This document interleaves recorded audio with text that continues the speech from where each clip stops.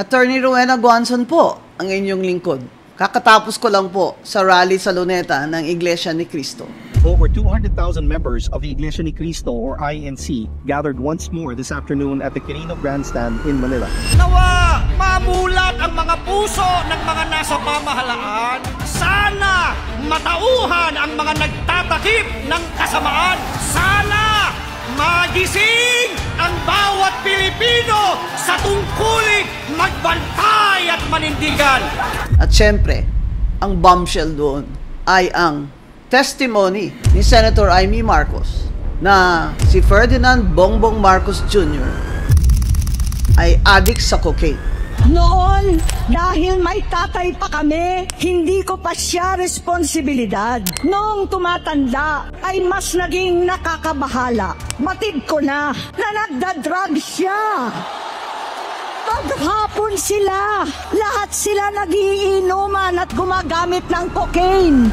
At ang kanyang asawa, ang ating First Lady, kinumbinsi ko pa si Bongbong. Pakasalan mo na si Lisa. Naisip ko noon, kapag nag-asawa siya, malalagay na sa tahimik at magkakaroon ng direksyon. Ang laki ng pagkakamali ko.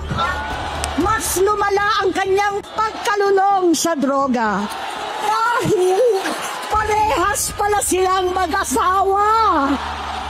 gayon din at kanilang mga anak.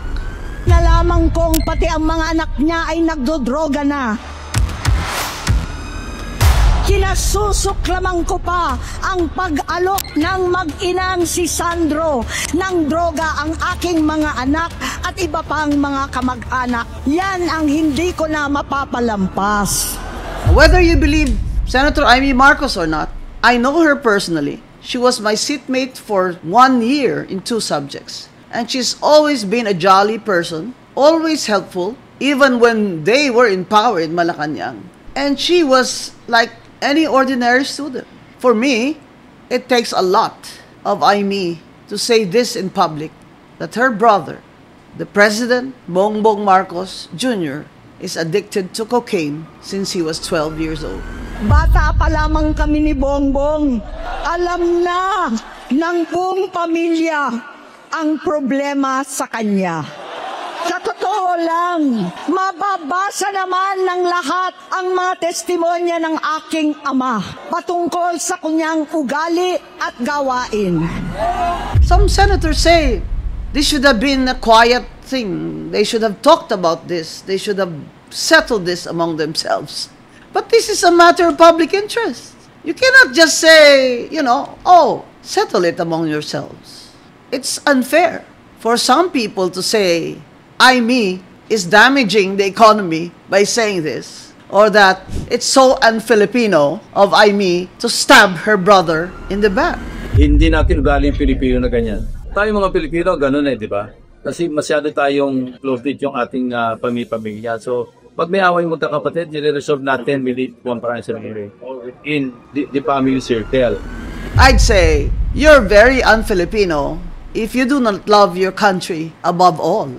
I think Amy Marcos gave it enough time to bite her tongue, tiis-tiis yung ini-ignore siya ng brother niya, such that hindi na siya pumupunta sa Malacanang, at hindi na rin siya nag-attend ng mga family events pag nandun si Bongbong at ang ating First Lady, kahit andyan pa ang kanilang minamahal na ina. Well, let's backtrack.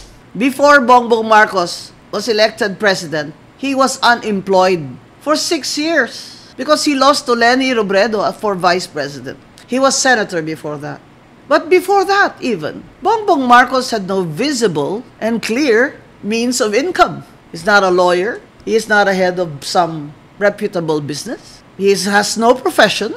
And it was discovered that he lied, that he graduated from Princeton or Oxford. Ano po yung ibinigay sa inyo?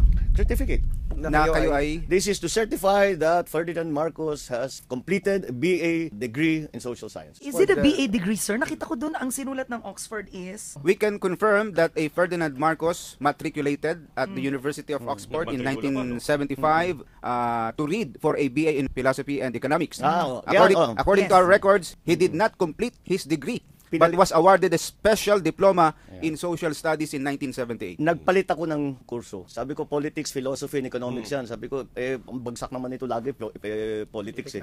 Pero is a special diploma and a degree the same? Well, I suppose there are differences, but ang ending nun is that it is a bachelor's degree. Still, he won the presidency. And so there we have it. What he didn't expect, what he didn't plan for, is that he was gonna be president of a poor country. A country that needed a president who was not only hardworking, even if not brilliant, but honest and dedicated. Because what the Filipinos feared the most was an economic disaster under Bongbong Marcos. I met him when he was senator. He moved like Ferdinand Marcos. He tried hard to sound like Ferdinand Marcos. But when I saw him in the first 6 months in office as president, the difference was more than significant. Bongbong was stuttering. Ako lang naman ang gumawa ng Twitter is its own by themselves, is a private company. He went like a mano. Makita, maya yung kayo ay mag-alamano. His jaw was loose. He was incoherent, even when he was in public. And my apologies to those who have Tourette's syndrome. And there's the difference. That was only the first 6 months. Now we're on the third. And when he took over, our economy was not good, but it wasn't that bad. The second part of my talk, I'll show you how bad